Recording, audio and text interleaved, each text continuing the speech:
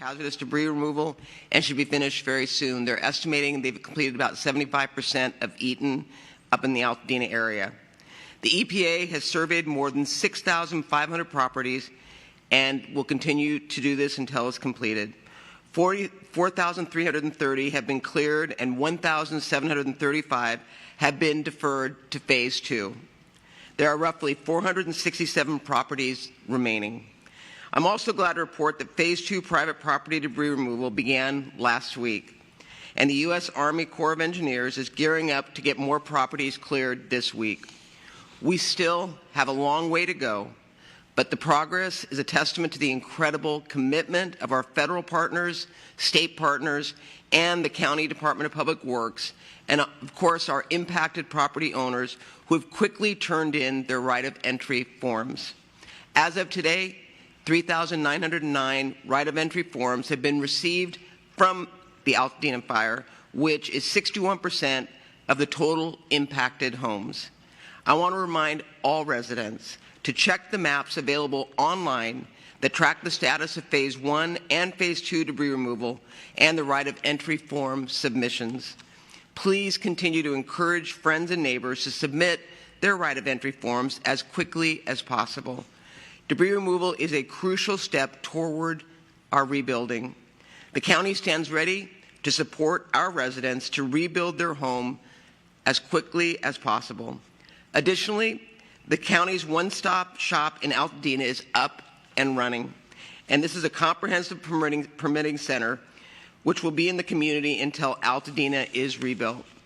Our residents will have access to all necessary permitting departments to efficiently guide and approve the rebuilding of their homes and, of course, the businesses.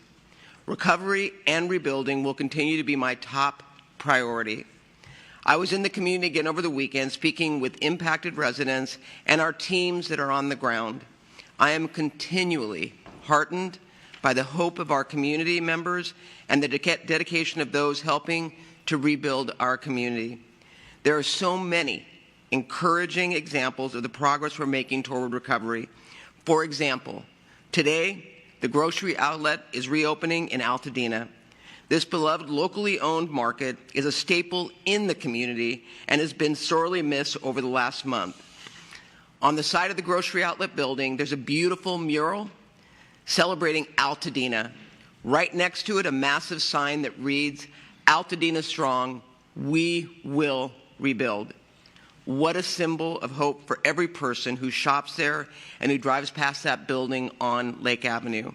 It is a powerful reminder that we will get through this and restore a sense of normalcy for our homes and businesses together. With that, I would like to introduce Supervisor Lindsay Horvath from the 3rd District. Thank you, Madam Chair. I first want to report our board action yesterday, which included a 6-month eviction protection for workers and small business owners impacted by the fire. This motion includes $10 million directed towards rent relief countywide, and we know this is critical at a time when people are worrying how they're going to pay their rent when they lost their job, when they lost their place of employment to these fires. We're giving them just a little bit of targeted relief. First, the first Palisades property was completely cleared of Phase 1 and Phase 2 debris removal. We are moving with unprecedented speed and urgency in the Palisades fire burn area, and we want to thank all of our partners who are working in collaboration and partnership to make sure that we are moving with that kind of efficiency. Our Department of Beaches and Harbors, as well as our state partners, have stepped up to protect our coastline, removing large debris from beaches, and they are also testing sediment at Topanga and Will Rogers beaches. We know those areas are of particular interest. We are paying attention to them, and we're working with all of our partners to protect our coastline. These test results showed that the material was not hazardous to beachgoers or to our environment. However, testing will continue, and if you do see fire debris on the beach, you can report it to a lifeguard, or you can call us at Los Angeles County 424-526-7777. The county has also established a resident relief fund, and The interest form is now available at recovery.lacounty.gov. Effective Monday, February 24th, the new DRC operating hours will be Monday through Saturday, 9 a.m. to 7 p.m., and our disaster recovery centers will now be closed on Sundays. You'll be able to get confirmation when you submit your right of entry form and when it's transmitted to our Army Corps, and I know our partners are here to talk about the progress that they've been making.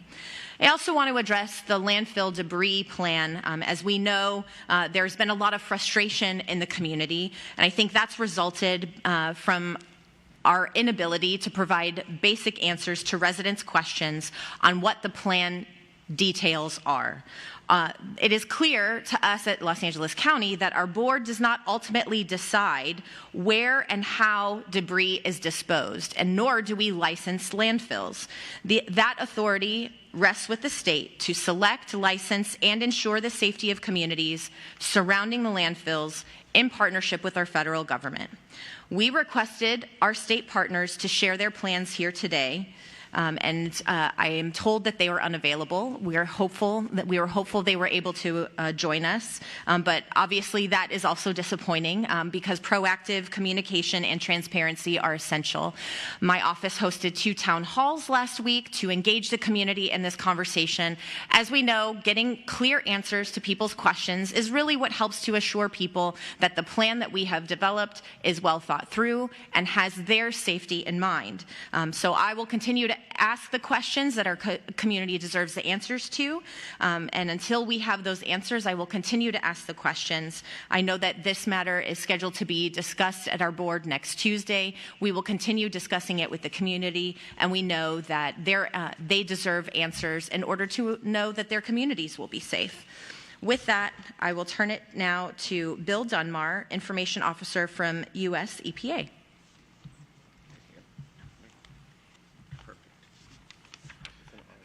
Thank you very much. Good morning. My name is Bill Dunbar. I'm a Public Information Officer with the U.S. Environmental Protection Agency, and I'm here to bring good news. Pleased to report that this morning we've hit another major milestone since EPA began our removals of household hazardous materials and lithium batteries on January 28. As of last night, of the 13,000 plus properties impacted by the fires, EPA has completed over 80% of our work to conduct our portion of the recovery process, which we have been calling Phase 1. Specifically, we've completed household hazardous material removals at over 8,000 properties and identified another 3,400 that we are deferring to our partners at the Army Corps of Engineers. I know that there is some question about this part of the process, which has been called Phase 2 deferred. EPA defers to Phase 2 those properties where there are unsafe conditions for our workers, and that those conditions prevent them from completing the Phase 1 hazardous household hazardous material removal. In these cases, we deferred the Phase 1 removal to the Corps, and the kinds of impediments that we might run into are damaged walls, collapsed ceilings, or upper floors, maybe some large debris such as trees or heavy metal, where the Corps is more capable of tackling that difficulty than we are. And to perhaps provide a little more information on that, I'm going to pass it on to Colonel Eric Swenson of the Army Corps of Engineers.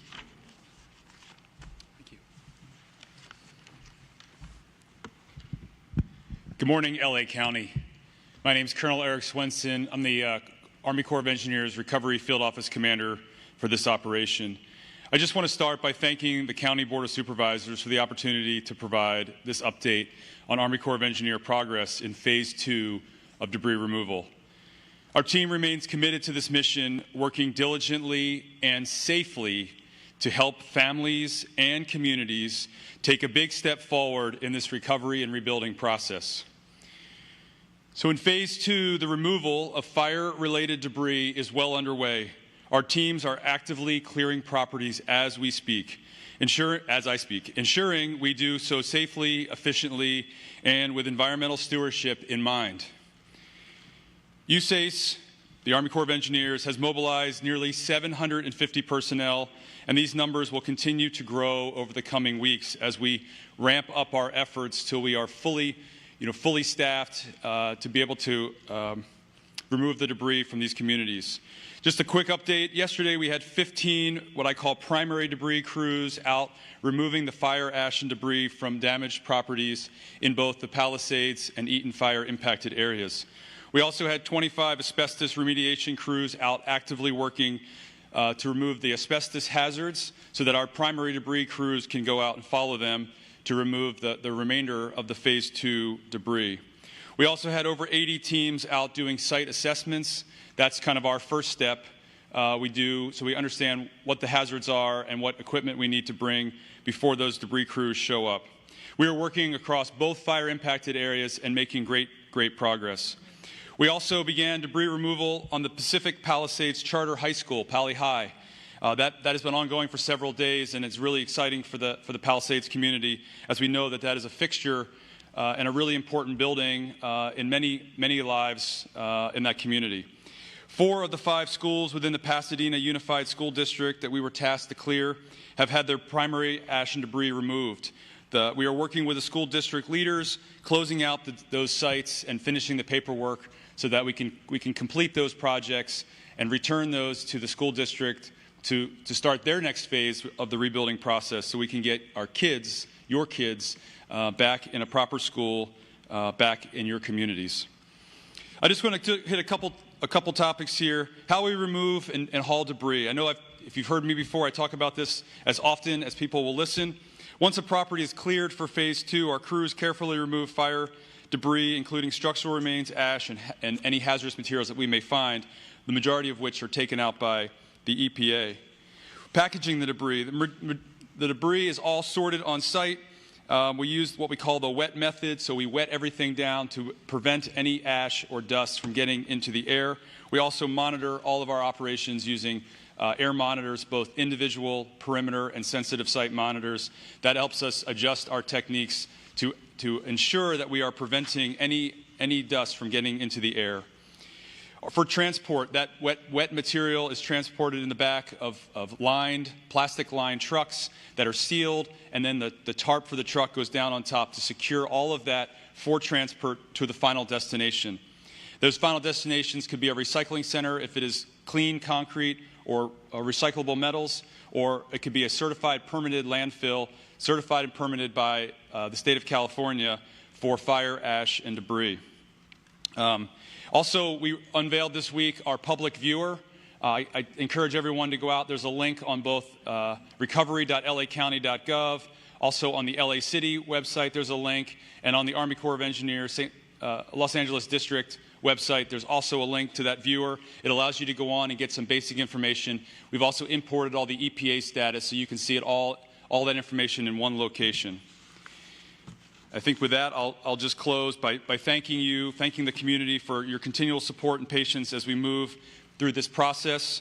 We are committed. Our mission is to clear the way for rebuilding and recovery, and we want that more than anything for the community members and the survivors who are impacted by this fire. Again, if you haven't signed up for your right of entry, I encourage everyone to go to recovery.lacounty.gov, sign up for your right of entry, and allow us to get to your property as quickly as possible so that you can start the next phase of rebuilding here.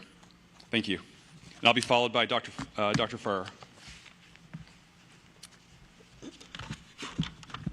Good morning, and thank you so much. I want to express my gratitude to Supervisor Horvath, Supervisor Barger, and the entire team that's working so diligently to help us through this wildlife recovery. I especially appreciate everyone's consistent goal to remove debris as quickly as possible. The debris actually causes a lot of health risks in our communities. The faster we can get it out of the neighborhoods, the better off we all are in terms of starting the rebuilding process. Last week, we posted information about the LA County Comprehensive Post-Fire Assessment. The assessment plan is a coordinated effort involving multiple departments, agencies, and research institutions, leveraging expertise in environmental science, health, toxicology, and air quality to assess potential health risks and guide the recovery efforts. The plan includes air quality monitoring to detect harmful pollutants, including fine particulate matter, volatile organic compounds, and other byproducts that can affect respiratory health. Soil sampling is part of the plan as well, and that assesses potential contamination from heavy metals, dioxins, and other toxic residues that may have settled from the wildfire ash and debris. We're also doing water quality analysis to ascertain the impact of fire-related contaminants on drinking water sources and natural waterways. The work involves collecting and analyzing samples in areas most impacted by the fire to help assess the extent of environmental exposures, to identify any potential health risks, and to guide mitigation strategies to protect communities as they recover and rebuild. Findings from the partners collaborating on the assessment plan will be shared publicly and updated regularly to ensure transparency and provide residents with requested information. In addition, last night we held a town hall where AQMD representatives and people from the State Water Quality Board presented their initial results on air quality sampling and on the water sampling. We know that there have been a lot of questions and concerns about soil testing, so I want to take a moment to provide some additional information on what's happening now and what residents can expect moving forward. Right now, initial soil testing is actively underway in fire-impacted areas through a collaborative effort that includes the California Department of Toxic Substances Control, DTSC, the California Department of Public Health, and the LA Fire Health Study Consortium, which includes partners at Harvard, UCLA, UC Davis, UT Austin, USC, and Yale. In addition to the soil testing done by these partners, at Public Health, we've asked Rowe Associates to evaluate environmental conditions at fire-impacted properties, including public properties in the Los Angeles County within and near the Eaton and Palisades fire areas to quantify fire-related hazardous substances in soil and ash. The sampling is scheduled to begin this week, and it will continue through March. Information on each assessment is posted on our website, and that's the same place that results will be posted as they become available. We're also interested in ensuring that the health and social service needs of residents impacted by the Eaton and Palisades fires are addressed. To this end, this morning, in partnership with community members from the LA County Recovery Health and Services Task Force, we've launched a rapid needs assessment to make it easy to hear directly from you, impacted residents, about what you need. The survey is available online at recovery.lacounty.gov and on the Public Health Wildfire page in English and Spanish, and it takes probably about 10 minutes to complete. It's completely voluntary, and all of your responses are anonymous. We don't collect any personal identifying information. The results will be shared publicly, and they're used to inform local agencies, healthcare providers, and policymakers so they can respond to the community's most urgent needs. We encourage all residents that are impacted by the wildfires to take a few minutes and complete the survey so that you can share your experiences. This is the way that your voices will ensure that the responses and our response activities are going to meet your needs. For more information on the post-fire assessment and survey, please visit publichealth.lacounty.gov, and updates will continue to be posted there as well. I want to extend my deepest thanks in closing to the many partners and community residents across government, healthcare, and community organizations who are working tirelessly to guide our recovery efforts. The collaboration is essential, and we're really grateful. Thank you. And now I'm going to introduce... Actually, you're the last speaker. Questions. Yes. We'll do question and answer session right now. If you have a question, please raise your hand, and we'll bring a microphone to you. We'll go right there in the back. Please name and media outlet. Thank you. Yeah. Okay. Hi, I'm Omar Lewis with KTLA 5 News. My question is for Supervisor Horvath. This morning, the LA Times released an article revealing text messages between you and the mayor where there were some frustrations expressed over the coordination or lack thereof. Have you ever been able to address this with the mayor, and what specific concerns did you have as far as that collaboration and how it could have been better? Yeah, we have since discussed the subject of the text messages, and it's clear that we agree that the situation could have been handled better, and it needs to be handled better going forward. People want clear communication, they want clear answers, and they want us to coordinate, work together, and make sure that we are prioritizing their needs. So the mayor and I have had a conversation around that. We're clear, and it's time to focus on moving forward and making sure we're helping our residents. Thank you. Any other questions? Right here in the middle. Hi, this is Kate Cagle from Spectrum News 1. My question is for the EPA. There's been reporting about FEMA declining to do confirmation testing after the cleanup at individuals' properties. I wonder if you could speak to whether or not, in your department's view, is that 6 inches of soil that will be removed enough to remove contaminants, or does there need to be more testing in the soil after the cleanup?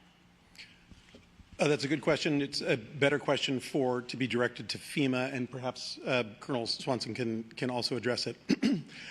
We know that in previous wildfire cleanups that EPA has been involved in, that 6 inches seems to be enough. We also know that this is not a pristine area, that humans have been here for quite a while. And so we could keep digging and digging and digging and continuing to test the soil and continuing to find contaminants that may not have been from the wildfire. So we think that 6 inches seems appropriate, but that's not a decision that EPA is making. Colonel, is that something you wanted to weigh in on? Or? Yeah, I appreciate the question. I think EPA's answer was accurate. There's legacy contaminants in the ground. There's naturally occurring contaminants in the ground. And the FEMA's authority, the authority we have under law is to remove the fire ash and debris, the contaminants, any of the concerns from this fire. And we know from a decade or more of doing fire ash and debris removal that by removing 6 inches, we are taking enough material and a little extra material to ensure that we have all of the fire ash and debris from this fire. Thank you. Other questions? Right over here. Hi, Tony Briscoe, LA Times. Wanted to ask the LA County officials whether or not there would be soil testing or any types of measures taken to make sure that properties that are cleaned meet California's cleanup standard before rebuilding can take place.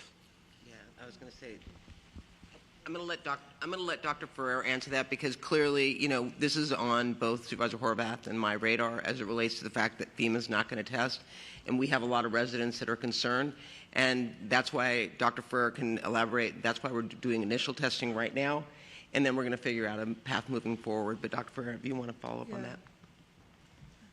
I thank you so much for the question, and I think Supervisor Barger actually gave the answer, which is that we know a lot of residents want that confirmatory soil testing. We're working with the state, and as I noted, I already posted a lot of other soil testing that's happening and will continue to happen to try to answer questions. Everybody who is doing rebuilding on their property wants to make sure that their conditions are optimal for that rebuild, but I think it's also correct to note that the soil may have been contaminated before. I mean, one good thing is the State Department, DTSC, has some soil sampling that they did before the fire, so we're going to be able to look at that. But we are working collaboratively with our state partners to figure out a way, and our academic partners, to try to get good information to people. Did you have a follow-up? Yeah, no, I just wanted to be clear.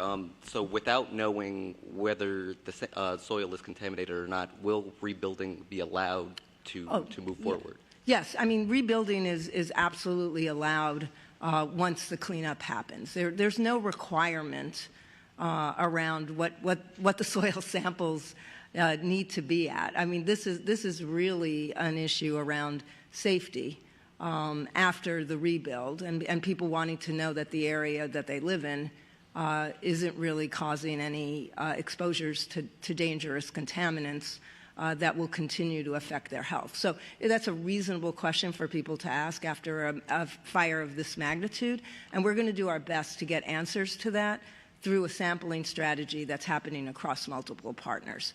But that is different than what has happened in previous fires and where people have had that confirmatory soil testing. Thank you. Right here in the middle. Good morning. Craig Figner with KNX News. I think for Supervisor Horvath. The question, I have two questions. The property that's been first to be cleared in the Palisades, was that an opt-in? Yes. Okay. And then my other question is the Army Corps of Engineers is taking debris to, the number that sticks in my head is 17 different locations or landfills across the state that are licensed for different levels of hazards. Do you not have that list of 17 locations? So the county does have the list of 17 landfills that are permitted by the state to accept that debris. And so the way the process has worked, the county is leading the coordination on the ground here in Los Angeles County. The Army Corps asked the county which landfills were permitted to accept that debris, and that is how they got the list of 17 landfills that exist. They're permitted by the state, and the concerns that we then heard from the community were, how can you guarantee that that the debris that goes there is not hazardous to our health or toxic, I think was the word that they used, and who is enforcing that? These are state licenses, which is why we want our state partners to be able to speak to the process that they go through to provide that license and the enforcement mechanism to ensure people's safety. I think people deserve those answers, and we're going to work to get them for them. Thank you. In the back. Yeah, you mentioned that on Tuesday you'll be discussing this further about those landfills. Can you go into more detail about what you expect to discuss? Are we talking about relocating some of those different dump sites, or what that will look like? Yeah, so this was originally on our agenda this Tuesday, and because of these questions, we want to make sure that we spend more time communicating with the community so they get the answers that they need. What is within the discretion of the Board of Supervisors is not whether they're licensed or whether they can operate. The discretion that we have as the Board of Supervisors are two things. Operating hours, can we extend them? And can we increase the tonnage that is allowed to come into the landfills on a daily basis? That is what is within our discretion, and that is what is being potentially discussed at our board meeting. But I think given the conversations that have happened in the community, the questions that are being asked, that is the discretion that exists with the board, and then that conversation may proceed on Tuesday. Any other questions? Right over here. I'm late. I apologize if this has already been asked, but I have a branding question. You guys historically have been referring to this as the Unified LA press conference. I see the Unified has dropped, and is that any sign of difficulty between the city and the county working together? We've seen that there seem to be some underlying tensions that have been revealed in some text messages. Is there a lack of unity between LA City and County? Well, I'll let Supervisor Horvath address the last part of your question, but I can tell you as the representative over Altadena, the reason why I continued the press conferences as a supervisor and also as chair of the board representing Altadena was because my community felt that they were getting lost in the discussion. And so if you will note, every answer I give is specific to the Eaton fire, because that's the area that I represent, and Supervisor Horvath does the same for the area that she represents, and then I'll let her address the second part of your question. But for me, it's always been about having one voice for my community, but make no mistake, I am in contact with Mayor Bass as it relates to issues surrounding the money coming in and how it's going to be spent in both fires and other various issues, even on the one-stop centers that we have, in terms of coordination to make sure that we are, in fact, aligning in a way that is responsive to the constituents, whether they're LA City or LA County.